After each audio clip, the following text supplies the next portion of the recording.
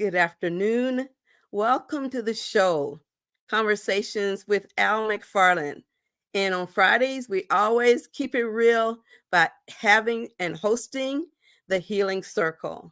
So thank you for joining us for the Healing Circle today. I'm Dr. BraVada Garrett Akinsanya. I'm the co-leader of the circle. Our brother Al McFarlane is out today, but I know he's depending on me to keep it and bring it like he always does. So welcome to the show. We ask you to just sit with us, hang with us as we discuss issues around our community, our wellness, and especially about COVID and long COVID. Also want to remind our viewers that this is the last time that we will be hosting the COVID circle, healing circle, followed by what we call the recovery room conversation. So join us at the recovery room after the show. We'll be running an ad on the bottom that let you know where to sign up and how to join us on Zoom. Right now, I'd like to introduce a couple of our guests, and we're going to get into what we call the protocol. So, but my first guest and co-partner in doing this is going to be Dr. Oliver Williams. Welcome to the show, Dr. Oliver. Hey there, sister. How you doing? Oh, I'm fine. I'm glad to see you here. Yeah, glad to be here. You've had some really exciting things happening in your life lately, retiring from the university after beaucoup de days, like we say. So how's retirement fitting you today so far? Well, I'm still trying to experience it, so I have to give you a better assessment in the next few months. But up to this point, it's pretty good, and so getting used to it. So That's wonderful. I'm glad for you that we can see somebody getting over to freedom. So I'll be on the other side, I hope one day. yeah. So today we're going to talk a bit about again about COVID and wellness and our communities, and we'll probably talk a little bit about the debate that happened yesterday. But right now, I want to introduce our other guest who's going to join us. Her name is Shirlene LaChapelle. We all know Nurse Shirlene. She's a nurse practitioner, and I want to welcome her to the show. Hello, everybody. I hope you can see me well. We can, with that beautiful background behind you. Oh, that's my yard. Whoa. And I like to sit here and look out at it so I can relax, peace. I know that's right. And it's very relaxing as we look at it. So, and it does look inviting. So On my planet. So maybe next time we just come over there for Healing Circle and you can sit on your porch and look at your yard. Yeah, love it. So I'm glad you're here. I hate Brother McFarlane's not here today to issue us to say goodbye to the long COVID program. But as long as our community is ravaged by disease and long COVID and other problems, it will not leave our lips without us paying attention to our own wellness and our sustainability as a community. And as we always do on the Healing Circle, we begin with an African protocol. And I want to ask our guests, as well as those of us here hosting the circle, to just join me for a minute in introducing the protocol, which is our ritual for engaging. So I'm going to ask everybody just to slow down for a minute, take a deep breath, let it out. Just feel it in your lungs, fill it with hope, and exhale stress. Inhale power, hope, and healing. And exhale stress. And as we sit here today, I ask us each to be aware of looking around us on both sides and behind us, feeling safe, making sure that we are centered and grounded in the space we are currently occupying. And in this space, we join in circle virtually. If we were in a room together, we'd be in a circle. And the reason African people meet in circles is because there's no beginning and no end. There's no hierarchy of power.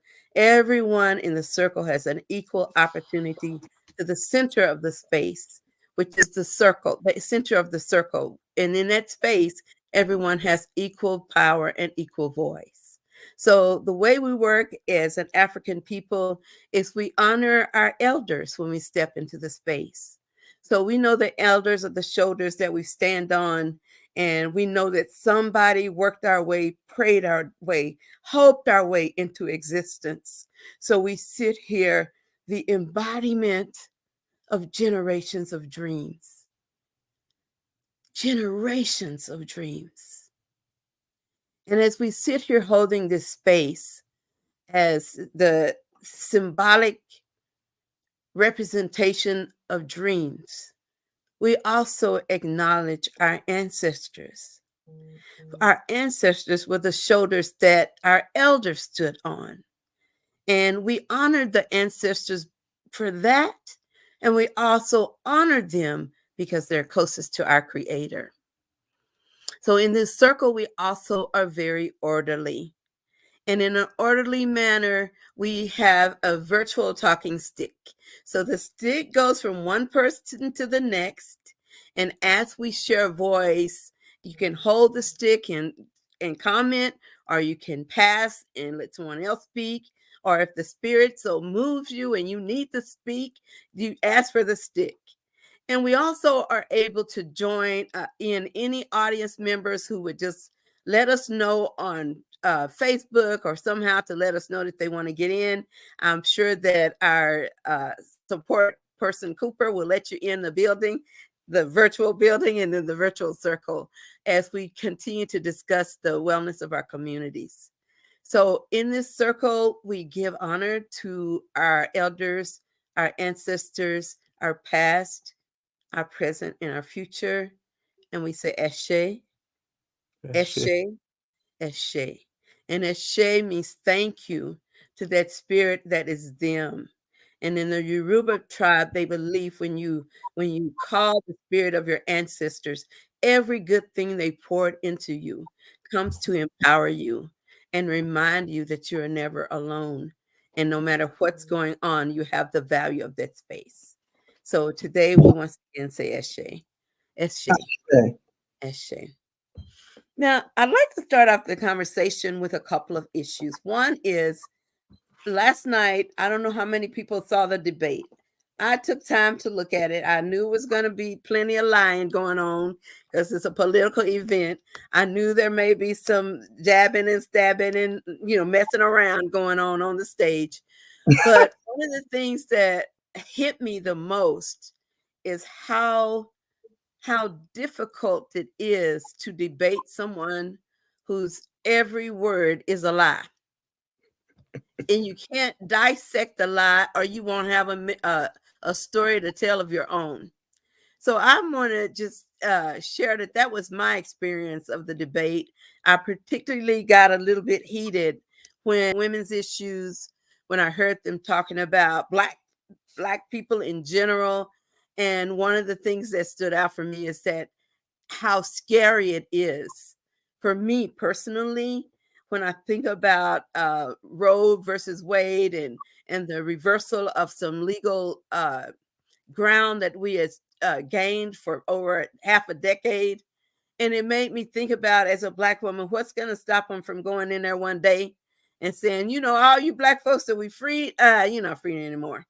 You got to have a passport to go from one state to the next. And if anybody looks like you're white and we know you're not, we're going to arrest you because we're going to arrest the person who enabled you to be white. I mean, all of that, I know it was a little bit far-fetched, but I don't know how far-fetched it really is, given what I'm seeing in the world. So that's where I'm sitting, and I'm going to just pass. I'm going to pass the talk first to Brother Oliver, and then please pass it to Sister Shirley, because I know she's got something to say about both of those things. Lord. Well, I'll take the talking stick, and I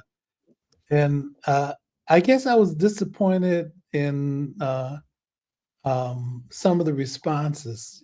So I expect Fox News to exploit, lie, whatever they're going to do. But I was disappointed in MSNBC. On the one hand, I think it's important that they tell the truth, and they did sort of highlight the fact that Joe Biden wasn't at his best. The thing that I didn't hear them talk about as much was the fact that he still won the debate Mm, and he answered the questions.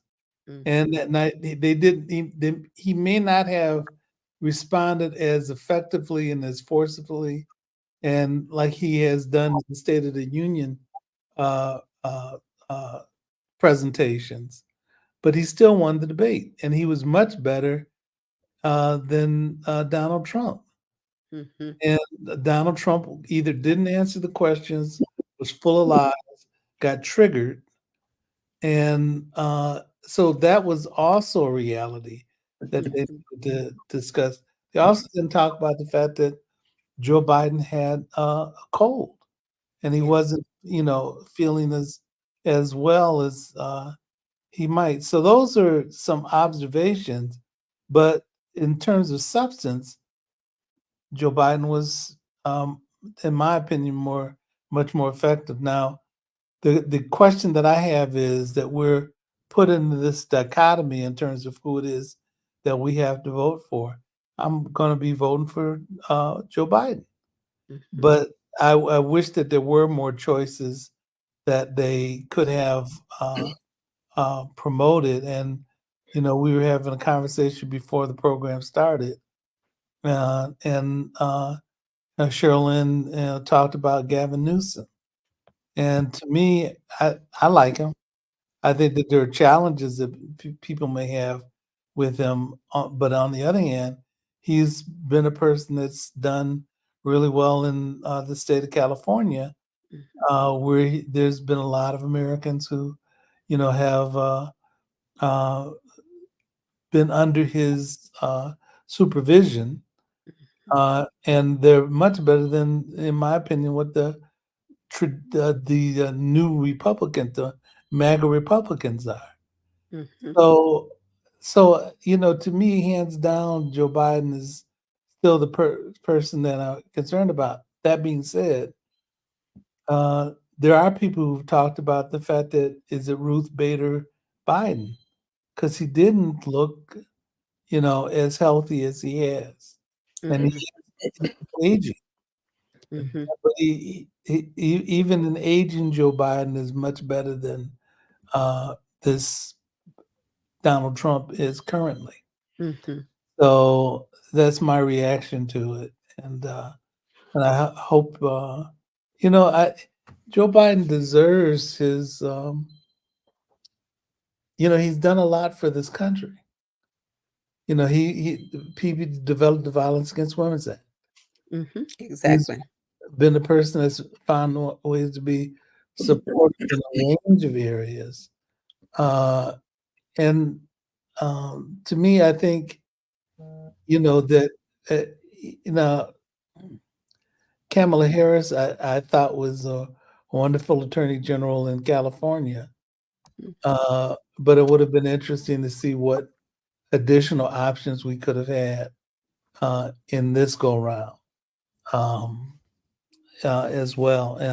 But that being said, I still trust Joe Biden more than I do Donald Trump or anything that the current Republican Party would move forward. They can't tell the truth about anything. And Yeah. with that, Sherilyn, I'm going to hand the talking stick to you and Okay. see what you got to say. While I will vote for Joe Biden unless we get a better candidate, I thought he came off weak in the fight. Coming from Chicago, you punch, punch, punch. I saw him getting sucker punched a lot. There was a lot he could have gone in on Trump about the lies in particular. As he's lying, call him on it. Uh, Mhm. yes, he mentioned early on that he was convicted. He was a convicted felon, but I would have still brought it back. You tried to overthrow the government. You tried to do this. Everything you have said has been proven to be a lie, including many of the candidates that you backed have lost. So the American people are not to be fooled. They are not stupid, as they've demonstrated to you. Now, that being said, I think Gavin Newsom would be a great president. He's the governor of a state that's bigger than probably several European countries. The budget there is huge. He's got every problem that this country has: homelessness. He borders Mexico. You understand what I'm saying? Poverty. He's dealing with everything, including a very rich multicultural society. Mm-hmm. So, Joe Biden, I may like him as an individual. I think his time has passed. I think he's too old. I'm 72. I'll be 73. Old is not a number. Nancy Pelosi was still punching folks out, okay? It's he doesn't have the mental fortitude. I think that train, while it has not totally passed yet, I think it's moving out of the station. Mm-hmm. Because several times he looked like, where am I? When you watch him, just look at him, he's like, his mouth is slack. You know what I mean? Mm-hmm. Mm-hmm. He needs to do America a favor, himself a favor, and just decide, probably in July, well before the CDC meets in Chicago, that I will retire and throw his support behind somebody who could win, like Gavin Newsom. Mm-hmm. And I would love to have a Black folk person in. I'd love to have Kamala. But the reality is this country would never, not now, maybe 10 years from now, elect a Black woman. They would never. And that might be another reason he may not get in, people seeing him as weak, and that he may expire or go into full-blown dementia, Alzheimer's, during the term, and say, no, we can't chance it because we don't want a Black woman. You know, you all know I'm a reality person. I look at things rather than what I want it to be. And I wanted to be, I would hope that he would be all right. Or if he wasn't, that Kamala could step in because she's qualified and capable. But the reality is this country will not allow it. We are still steeped in white supremacy and racism. And the fact that she might get in to hold the reins of power, my God, they'd rather blow the place up. So I'm going to pass the talking stick back to Dr. B.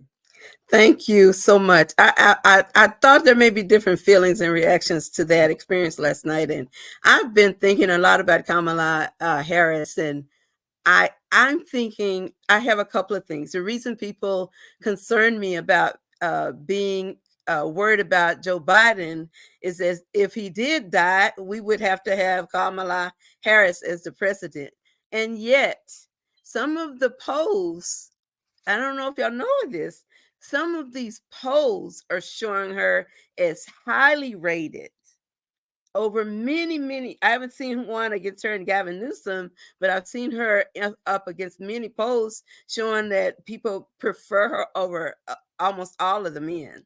So I'm kind of wondering, is it because she's a Black woman that she's not seen as she's valuable? Or is it because she's a woman and she's not seen as being viable? I don't know which one of those it is, but I just know that if we had her as a president, a lot of this mess we're seeing wouldn't be going on.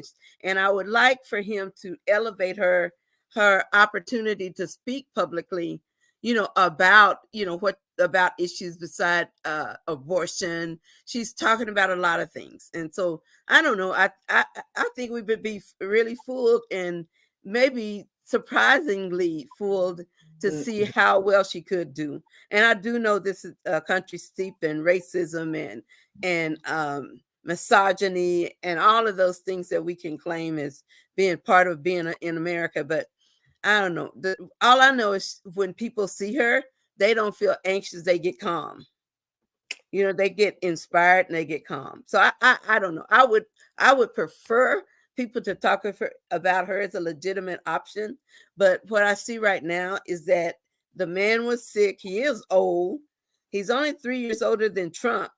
And I don't know if I want to say this publicly, but I'd prefer somebody who's 3 years older and more pressed in terms of his body doing what he wants it to do versus someone who's 3 years older and he's using his body to commit crimes. So I'm kind of in that mode. And I'm thinking right now that somewhere in America, we need to be seeing some people feeling ashamed. So what happened to the idea of shame about getting caught doing all those terrible things? And I don't know if our sickness as a society is so deeply enmeshed into our politics that we make exceptions. If somebody is a criminal, we make exceptions. If somebody is a rapist, we make exceptions. If somebody's an embezzler, and they can have all that going on at the same time and even have a debate that they should be president, that scares me about America. It's not just about these two men. It scares me about having a society that colludes and cosigns that nonsense is just nonsense. So that leads me to the next issue on the agenda, and the nonsense that came up during the debate, not total nonsense, but came up during the debate, was how COVID patients were treated, how people who had COVID were treated. And I want to back up again, because this time I want to start with this question of the group.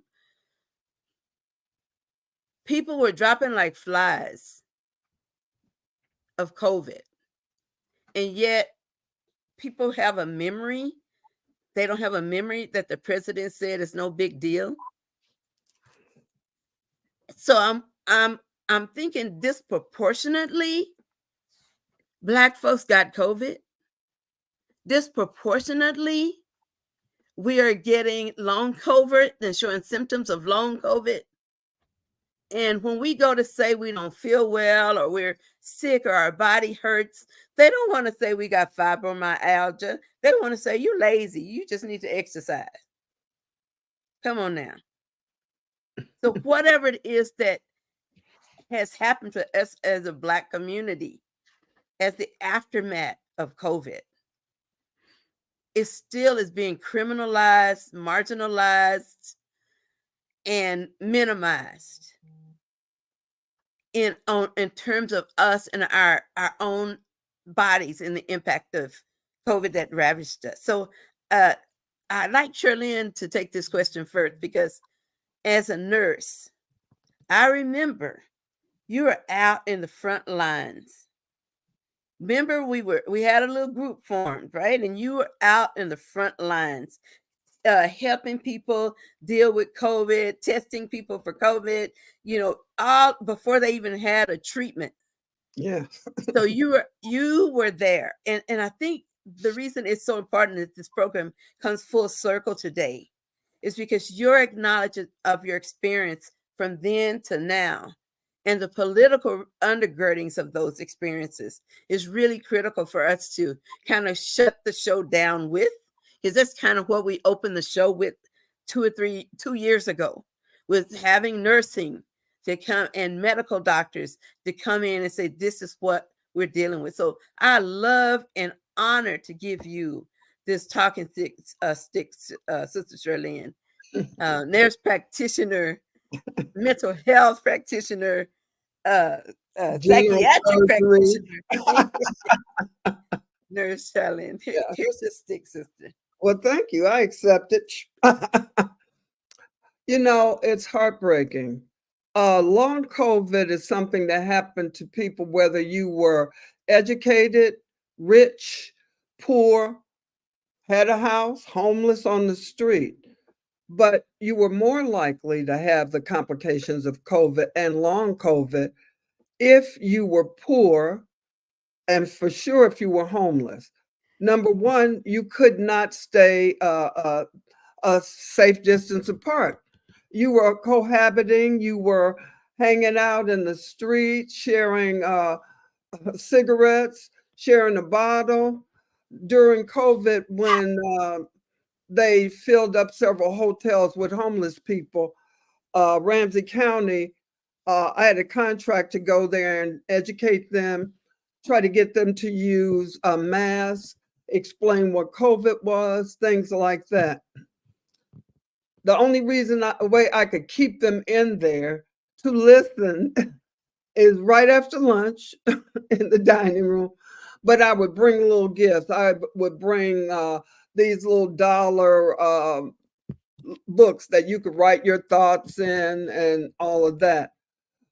But also, I would give away something like a $5 gift certificate or something. But when they stayed, they started asking questions because I said, COVID kills. Now, how many of you know somebody who's died from COVID? Their hands came up. How many of you wonder if you're going to get it next? How many of you don't want to get COVID? And then I said, do you know that's partially in your power? When you are standing outside, and I see you doing it all the time, and I ask you not, drinking from the same bottle, COVID is a virus. Number one, even if you didn't drink, you're too close, so you're breathing in the virus. I ask you to wear a mask. I pass them out all the time. I don't need that. But after you get into the hospital, whether it's you, whether it's a person that follows Trump, they all say in the ER when they're having trouble breathing, I should have believed. I should have taken this seriously. I should have stayed in the house. Then after the vaccine came, I should have got the vaccine. My neighbor across the street died on my birthday. I didn't realize he died on my birthday till the next day when the neighbors told me. And he was a Trumper. He was a nice guy, though, but he wasn't taking that vaccine. He didn't need it. And his wife had dementia. So he was her caregiver. She's still alive. He's been gone 2 years now. You understand what I'm saying? Because he didn't believe. And the neighbor said, when he got there, he said, I'm ready for the vaccine now. You know what they say? It's too late. We're just trying to keep you alive. But his lungs, he tried to stay off the vent as long as he could. Finally, they had to put him on. But by then, it was too late anyway. So long COVID, so people understand the best treatment for long COVID is not to get COVID. And the best way not to get COVID is to get immunized against it. Just like the best way not to get polio is to get immunized. Most people don't know what polio is in this country. Go to Africa or some third world nations, polio is still running rampant. They don't have the vaccine created in the late 40s by Linus Salk. Many diseases that used to kill people in this country, we don't hear about it. Why? Vaccine. Yeah. People are believing the lie of that doctor in England who was proven to have been a liar. How many millions of people, millions of deaths, happened because of that lie that is still being spread to this day? Which lie, Sherilyn? That if you take any immunization, let's do polio, let's do measles, mumps, and rubella, all of it, you could get autism or some other made up something. Right. Well, the research shows that's got nothing to do with it. And by the way, all 4 of my kids had immunizations.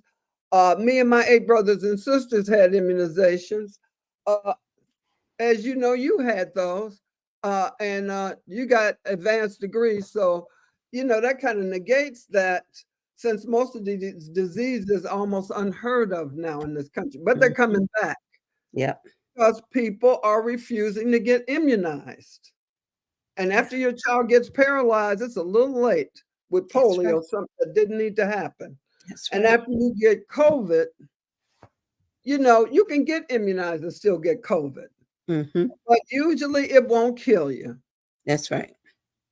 But if you don't get immunized, it's attacking your body on every level. Immunized with the right types of drugs. Hydroxychloroquine is the right, which was interesting to me. The argument that Trump wanted to have with Fauci, who was a scientist and the physician knows what he's talking about, but Trump doesn't know everything. So why doesn't he rely on people who do? He's crazy. Yeah, that's clear. So I interrupted you. I apologize. No, that's a good point. And just so people understand, hydroxychloroquine has been proven not to do anything. That's something you take for parasites. You go to some third world country, you eat some meat that's infested with something and the worms start growing. So you take that so you can get the S's or the Mhm. from that. Flush it Like, out. Yep. you know what I mean. So Flush it out. right. So that is not going to flush that virus out. Okay. It's Mhm. to flush out live organisms Mhm. like Mhm. worms and Mhm. spirochetes and things like that. But Mhm. point being, why are we allowing lies to be perpetuated? And the cult of Trump, and you were saying, oh, why do they follow? It's a cult. Remember Jim Jones? Mhm. At least he gave the Kool-Aid out free. Trump makes you pay. He Right. make you buy the Bible. Right. My faith, what faith? But anyway, Lord. and people follow him mindlessly, as my mother say. If your friends do this and that, after she told me I couldn't do it, are you going to do it because they can do it? Well, yeah. Then she said, if they jump off the cliff, are you going to follow them? I said, no. Well, Trump's cult will follow him right off the cliff, which is what they have been doing. Right. Mhm. That's how the January 6th insurrection happened, following him. But he stopped at the cliff and let them keep going over. Yep. Yep. Yep. Yep. That's right. I'm going to pass it back to Dr. Oliver, because I think you got something to say. No, I'm just agreeing with what you were saying. To me, it's putting it in the hands of people who have protected us over time and events. You know, you're right. I've had those immunizations. My child had the immunizations. His mother had the immunizations. The rest of my family have had the immunizations. And to have questions about things where there weren't questions to be had doesn't make sense to me. And then for people to trust someone who didn't have the answers but acted like he was supposed to know everything because he is who he is. Trump doesn't know stuff. Well, he does know some things. I think if you drink bleach, that'll kill it. Right. And you along with it. Right. So I struggle with that. You know, Joe Biden is a good man and he's done good things. It's always had the right, in my opinion, the right intention. You know, he got involved in doing uh, going to Congress actually around civil rights, Yep. and he told a story once about uh, uh, and the person he was talking about was I think was Strom Thurmond, but Mhm. he said that he was asked to take his office when he was getting ready to leave the Senate. And he ended up taking the office, but he made a comment which was interesting. Uh, he said, "Well, I understand, Joe, that the reason why you decided to go into being the legislator was to be able to deal with civil rights." He said, and he said that, well, that's well and good. He says, but he thought, and interestingly enough, more that we know about Strom Thurmond's background and the children that he had that were people of color. Mhm. He made the comment, he says, well, I think it was important that you did that. But I think it was important that you did that because it freed our souls. Hmm. For Strom Thurmond to make a comment like that, well, I thought was interesting. And I think that same thing around him addressing the issue of domestic violence. I think for men that have been abusive, I think it's also an important and enlightening thing because I think it frees men's souls to get on the right track with things. With Donald Trump, I remember when I was in undergraduate school, I had a friend that was on the wrestling team with me, and he would joke with another person that was one of our friends, and he would tell him, he said, you need to shut up before another lie falls out your mouth. That's what I feel about Trump. His inclination is do the wrong thing and do the thing to be able to harm other people rather than to try to do the right thing that's going to assist people. Trump, I remember trying to get rid of the Affordable Care Act, and he couldn't do it.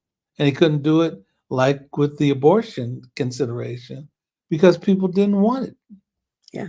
They're going to force people to do things against their will, and his intention isn't because he thinks it's the right thing to do, is to pander to people because he thinks he's going to get something from it.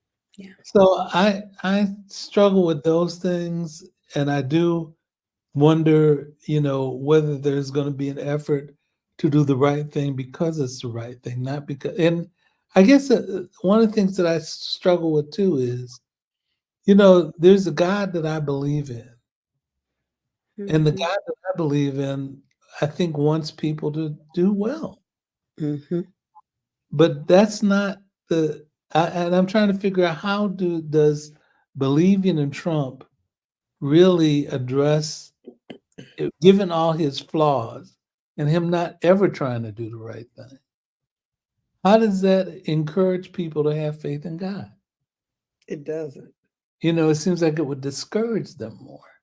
Mhm. So I'm not trying to give a sermon at the moment, but what I am interested in is for us to, try to make some considerations about what the direction of our country and the rest of the world is going to go. Given the fact that this is an organized effort by Trump and his ilk to try to swindle people. Yeah. Anyway, I'll pass it back to talking stick back to you, Dr. B.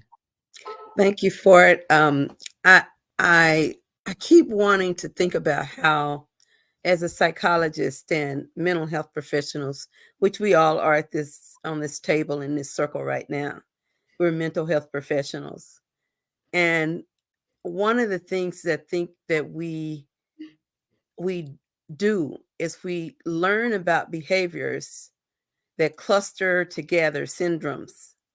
And what teaches us about them is that there's a certain predictability to them and a certain outcome to them, so we can kind of understand human behavior. And for many, many years, I'd say most of my professional life, I still could never understand the abuse of power.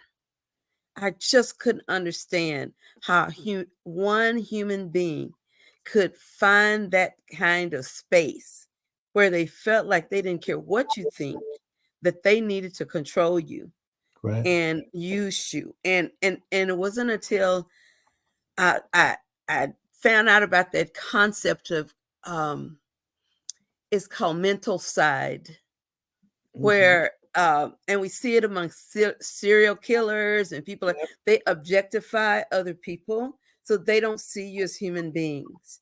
You're less than human. And then when we just celebrated Juneteenth, and we think about how we were only part human as slaves, we weren't 100%, right? 3/4 or 5/8 or whatever they say it was, that we were only that portion of us was human.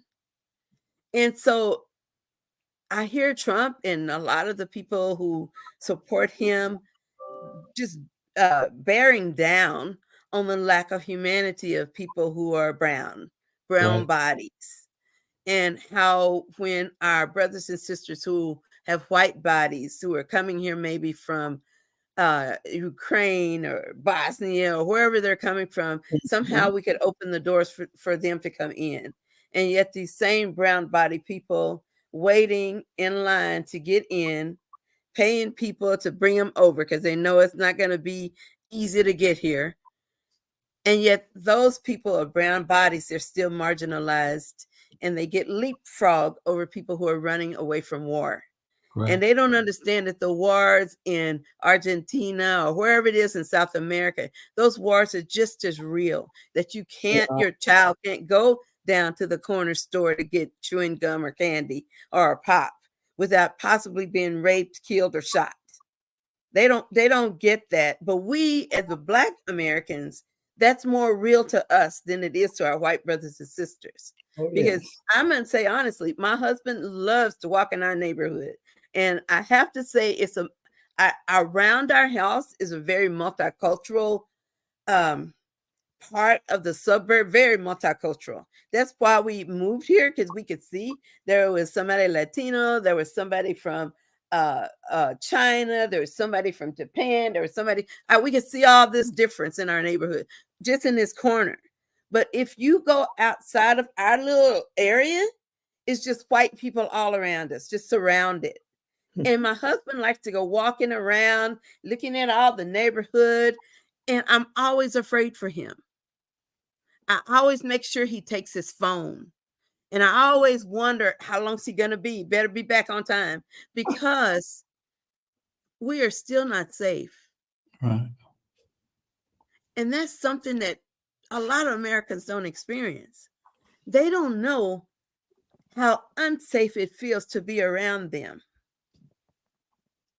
For those who are like us, who aren't a part of their group, in the empowerment of this white power, so-called Christian, because I'm a Christian, and I double dog dare anybody to think they have a better wavelength to the Lord than I do. I don't believe so. I think we can have equal access, and I know I got mine. Mhm. So I can't. So people who call themselves Christians, I don't understand how they can go behind that banner and still support that kind of nonsense. It's hard for me. I agree. Christian is as Christian does. Yeah. Yeah. Yeah, and along with that, you know, we've been taught to believe that God is for all of us, Mm-hmm. and it reminds me. I think I may have mentioned it last week, but I remember seeing the movie Head of State, you know, with Chris Rock Mhm. and the other folks that were in it, and I remember the comment that they made. That the person that was a Republican made the comment, God bless them. Was it God bless America and no And one no else? words. Yeah, that's right. And then Chris Rocks, as a Democrat, ended up saying God bless America and everybody else. That's Yeah. right. You know, Yeah. and that's the way that I sort of feel about this when they restrict it down to Christian nationalism Yeah. that excludes people. And seeing some faith leaders make this a war when I think the Lord wants us to have peace. Yeah. Yeah. And so there's certain things that just confuse me, and the way that people are directing it. And I'm trying to figure out, how do you live with yourself Yeah. when what you're saying is it's only for my clique and it's not for everybody. Mhm. Cognitive dissonance. That's That's right. right. And And they're no not moral really, compass. yes, and they're not really Christians, No, okay? They hijack the name of Christian. right. But that's why Christianity is the religion fastest losing members around the world. Because people look at what you say and then they look at what you do. Yeah. And the Muslim religion is growing. And you say, oh, they're a group of murderers, they're this and that. But the Muslim religion, they're faithful. You know, they do what they say. Yeah, there's some crazy ones. We got some crazy ones. But when these religions that used to be mainstream, so-called, because I think the evangelical religion was the largest of the Christian religions, and now they're nothing but a cult of Trump. Yeah. And think about, they now want you to forget about part of what's said in the Bible. The love your neighbor as yourself, and God loves the least. They don't want to have nothing to do with that. Why are you teaching that? That's not what they're talking about in the Bible, you know. So they're going to cut out what they disagree with Mhm. and then have everything else. And, slaves, mind your master and all that. And who's the Mhm. master? You know who. Mhm. So, those of us who believe in God, we understand that God ain't playing. God's word is God's word. And the Bible basically, Jesus basically loved the least of thee. And when he was born of a woman, he was born in a manger. That is not the Hilton or the hospital. That's right. That's where the least of thee are born. And he was not in silk robes and all that finery. He was always hanging out with the least of thee. So that to me says everything. He loved children, he loved the poor, and he tried to provide for them every step of the way. Yeah. So if you say you love God, then you love the poor. Then you Mhm. love people who are infirmed and can't help themselves. Where is Mhm. your compassion? If Mm. you have not compassion, you have not God. So enough of Mhm. me preaching, but anyway. Well, let's just bring it back. I think we've come full circle in terms of today. I'd like us to reflect. We got about 10 more minutes or so, 8. I'd like for us just to reflect as we three have been on this journey for this past year. We've been on it together. And off and on, we've had to reflect on what has happened from the murdering of George Floyd to um, what's his name, Dwayne Wright, to all the people around us who continue to hold fear because police kill us, we kill each other, babies getting killed, jumping on trampolines in their backyard, coming from McDonald's with a treat. And then we look here where we are today. As we say goodbye to this component or this section, this sector of healing circle, when we think about recovery room, I'd like to end with us talking about what do you think is going to take us to recover? Mhm. I know Brother Oliver has that question frequently in his work with people who experience domestic violence in their lives. I know Sister Sherlyn, you see it frequently as people have all kinds of um, factors that lead to early death. And I think about it when I think about the mental health of our babies that are inhaling this sense of nothingness and lack of connection and lack of empathy. Yes. And so I would like for each of you to just think for a moment about what would it take. And I'll give you each a couple of minutes because by then it'll be almost time to get off the show. But we sure want to leave with a bang. So I'll start with you, Sister Shirley. I'll give you the talking stick. It's one thing. Ends white supremacy. White supremacy is a poison, it's a toxic plague on this country, on the psyche and the minds of all citizens, white, black, or whatever. It starts out, the effects affect the child before birth in utero because the mother is under so much pressure and stress, and that's passed on to the child. Then, after the child is born, you never feel safe.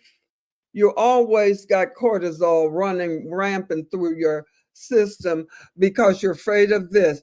I don't, my parents can't get a good job, so I can live in a decent place, get healthy food. All of this because of white supremacy. It would even be better for poor white folks if it didn't exist because they utilize them and their anger to vote against things that would be good for them too. Because remember, just because you don't want us to get it doesn't mean you're going to get it. So Mhm. when you vote against something like health care for all, there you are, you have no health care. You lose everything you got since you own more houses than us. When you get sick, then they want to come after your house. We don't own houses. They don't have anything to come after with us. But our health care isn't as good as it should be, nor is it as good as it should be for poor whites or poor anybody. Yeah. Because having been in healthcare, the Rolls Royce of healthcare goes to the wealthy, famous, and people who are deemed important. As a nurse in the ICU or ER, when we'd have a report, oh, Dr. So-and-so's mother is in, the Cardinal's mother is in. So make sure if that light goes on, just check every few minutes to see if they need anything. I mean, literally. So you got people sicker who need you to be checking on them, but no, everybody's jumping over to that room and it's not even their patient to make sure that they want for nothing. So I'm going to pass the healing stick. Yeah, over to you. I think it is a healing stick. It's a healing stick. There you go, brother Oliver. You got the stick. Well, one thing I think about is for us to have a conscious that's more in line. There's something within the last few years that we've sort of accepted. I mean, even before that, but when Trump got involved, the issue about illegalities and indecency was something that seems like it was normalized, and treating people right. We haven't done a good job of that, but at least there was some perspective that you should treat people right. And there's something about going back to a place where what it means to treat people right should be in people's heads. And if you can start from there, then you can move to some other directions. But if the default is the fact that you treat people poorly and you try to con them and that you can't tell good from evil, then that creates a problem for us. More of a problem because I mean I do think that we have to respect people's faiths, but at the same time, I think that there's something that has to shape us as a nation in terms of how we view ourselves and other people, and it can't be forced. I mean, on folks on the one hand, but the other thing is that there are things that the religious um, I don't want to say religious right, but religious extremists try to place on us. But they don't, it's a contradiction for them too. Yeah. They're not talking about treating people right. They're not talking about, as you said, Sherilyn, being able to respond to the least of us. There's got to be ways that we sort of agree that we need to be responsive to people in terms of helping them in terms of their journey and their healing, and even in terms of recovery. One of the things that I think too, I remember I used to at one point in my life was a drug and alcohol counselor, and I remember the people that ended up thinking that they could get better and they wanted to work on getting better and healed, versus people that thought that they sunk so low that they couldn't. The one has to have the belief that they may have been in a place that wasn't good, but they have the possibility of getting to a place that's better. And there's something about having belief in oneself and in a higher power and God that helps to direct people, but oneself to move to a different place. And if you don't have the basics associated with those things, or you say it's only for a group of people and that it's not for everybody, that's problematic. So, So, Brother Oliver, I'm sorry to cut you off yeah, because our time is up. And I like the fact that I want to cut you with saying that that's a problem. yeah, And I'd like for all of us to just acknowledge that as long as we have voice, like we do in this space, that we call out problems, just like you just did, but in a loving way, so that people can hear it. Because that's what's happening here today in this circle.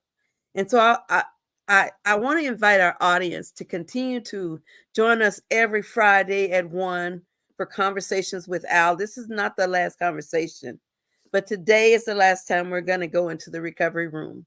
And we're going to continue this conversation about decency and healing and wholeness and our ability to deserve it.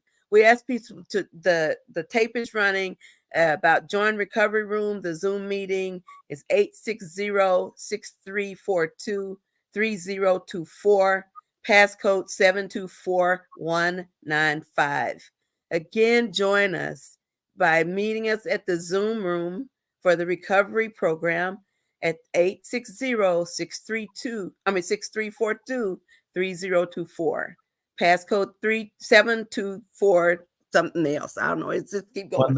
So, thank you. There you go. So please join us. And with that, we say goodbye. And we just have so much gratitude for everybody who's come and joined us every month for this program. And thank you again, Cooper, for helping us to host it. And our love goes to our brother, Al McFarlane. We'll see you next week on the Healing Circle.